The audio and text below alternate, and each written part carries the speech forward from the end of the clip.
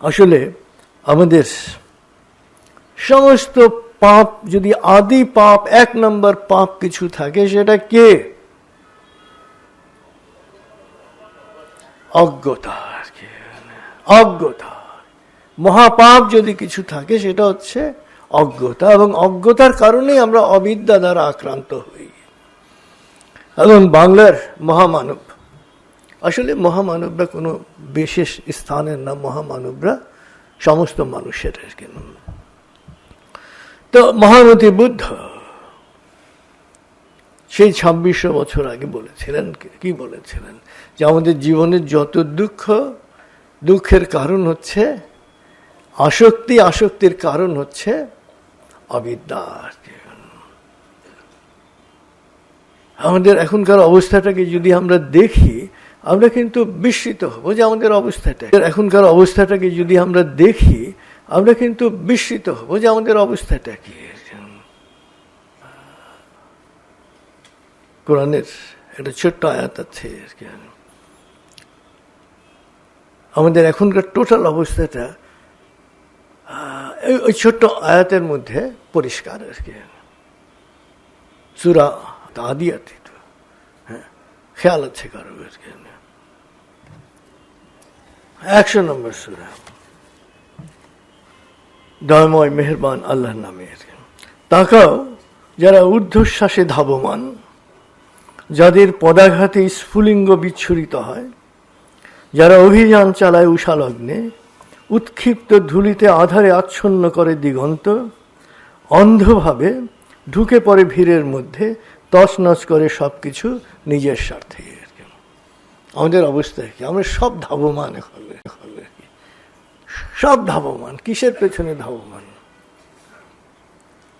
আর নিজের স্বার্থের জন্যে, এবং তছনছ করে দিতে চাই সবকিছুই, শুধু নিজের স্বার্থ ছাড়া আর কিছু বুঝি না। কি আমরা যদি আমাদের চারদিকের মানুষের দিকে তাকাই, যে পেশারই হোক, তার লক্ষ্যটা কি? শুধু নিজের স্বার্থ। সেটা, সেই স্বার্থটা অর্থ হতে পারে, সম্পত্তি হতে পারে, বিপরীত লিঙ্গ হতে পারে, খ্যাতি হতে পারে, যে কোনো কিছু হতে পারে। মানে আসলে গতকাল রাতেই হঠাৎ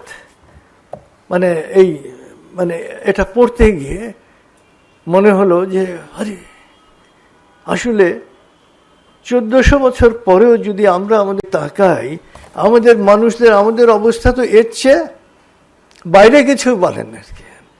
শুধু নিজের স্বার্থে আমরা সব কিছু করতে পারি, কেন একদম অন্ধভাবে যে কোনো জায়গায় ঢুকে যেতে পারি আর কি। এবং আমাদের এই যে এত ব্যস্ততা আর কি, সবসময় ধাবমান।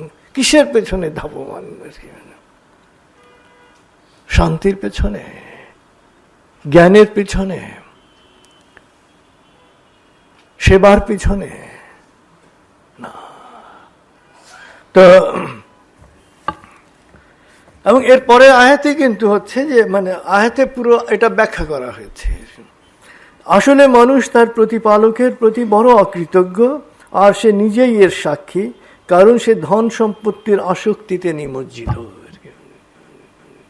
আমাদের মহামতি বুদ্ধ বলেছিলেন, দুঃখের কারণ হচ্ছে আসক্তি, আসক্তির কারণ অবিদ্যা,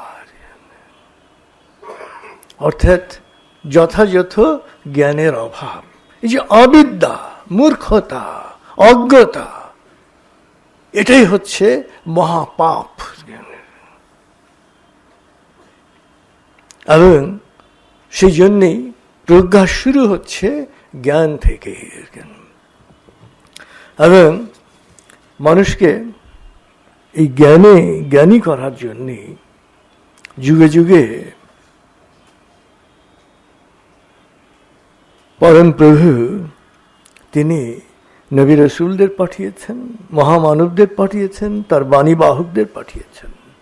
এবং পৃথিবীতে এমন কোনো জনপদ নাই যে জনপদে তিনি তার বাণী বাহক পাঠান নাই। এবং বাণী বাহকের সংখ্যা কত?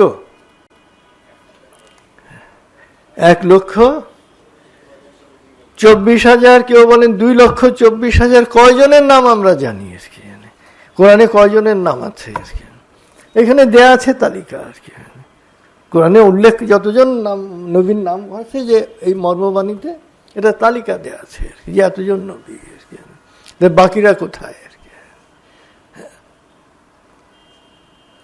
বাকিদের নাম আমরা জানি না আর কি। অতএব যে জনপদে যে মহামানব জন্মগ্রহণ করেছেন, মানুষের কল্যাণে কাজ করেছেন অতীতে, তারা যে নবী ছিলেন না, রসুল ছিলেন না, এটা বলার কোনো সুযোগ নাই আর কি। কারণ আল্লাহ নিজে বলছেন এমন কোন জনপদ নাই যেখানে আমি আমার বাণীবাহক পাঠাই নাই আর কি। এবং কি জন্য পাঠিয়েছেন?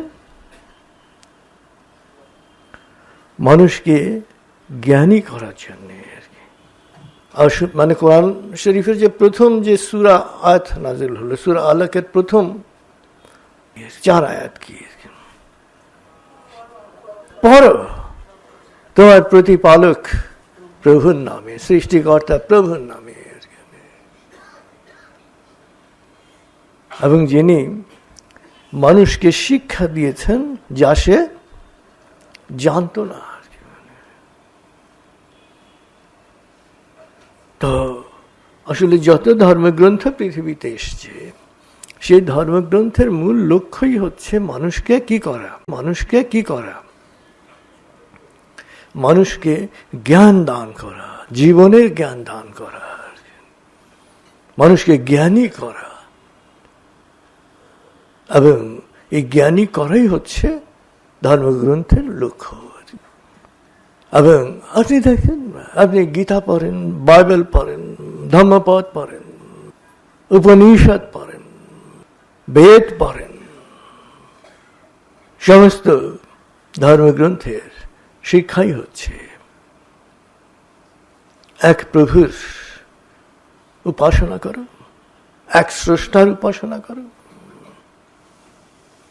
এবং সৃষ্টির কল্যাণ করো, মানুষের কল্যাণ করো, নিজের কল্যাণ করো। এই যে কল্যাণ চিন্তা, স্রষ্টার ইবাদত, আল্লাহর ইবাদত, এবং কল্যাণ চিন্তা, নিজের কল্যাণ, এটাই হচ্ছে সমস্ত ধর্মের শিক্ষা। এবং যত ধর্মগ্রন্থ এসছে পৃথিবীতে, সেই ধর্মগ্রন্থের সকল বাণী, স্রষ্টা যত বাণী প্রেরণ করেছেন মানুষের কল্যাণের জন্য, তার চূড়ান্ত রূপ হচ্ছে আল